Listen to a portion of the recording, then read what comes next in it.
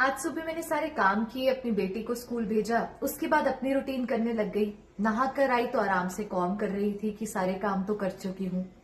लेकिन एकदम से with in seconds my heart started racing, जैसे कि वो मुझे अलर्ट कर रहा हो कि ये क्या कर रही हो, तुम इतने आराम से क्यों कर रही हो, जल्दी जल्दी जल्दी जल्दी सारे काम करो, दिस एन इमरजेंसी, इमरजेंसी है, जल्दी से करो, तुम इतना टाइम नहीं ले सकती।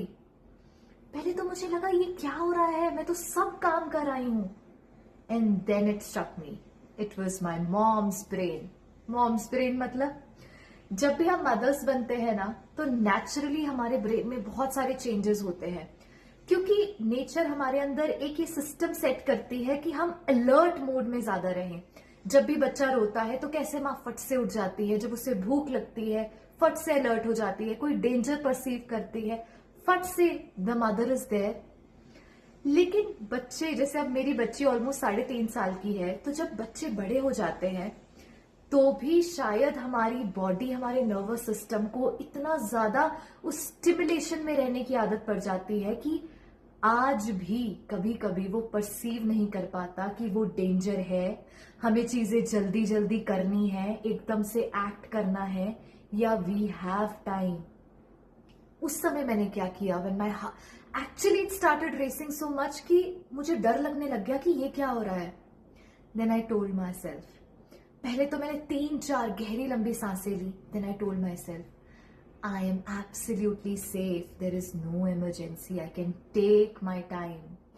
तो ऑल द न्यू मदर्स जो स्टिमुलेशन से, इस fight and flight nervous system की स्टेट से जूझ रही हैं, जब भी अगली बार कभी आपको ऐसे लगे ना कि हमें जल्दी जल्दी सब कुछ करना है, सब कुछ है, टाइम है, लेकिन फिर भी बस मन है कि भाग रहा है, हाथ है कि दौड़ रहे हैं, कि बस सारा काम अभी करना है, वो स्टिमुलेशन फील हो रहा है, आपकी बॉडी आपको काम नहीं रहने दे रही, रेस्टलेस स्टेट में है। जब भी अगली बार ऐसा हो, जस्ट टेक अ पॉज। आप जो भी कर रहे हो, जस्ट टेक अ पॉज।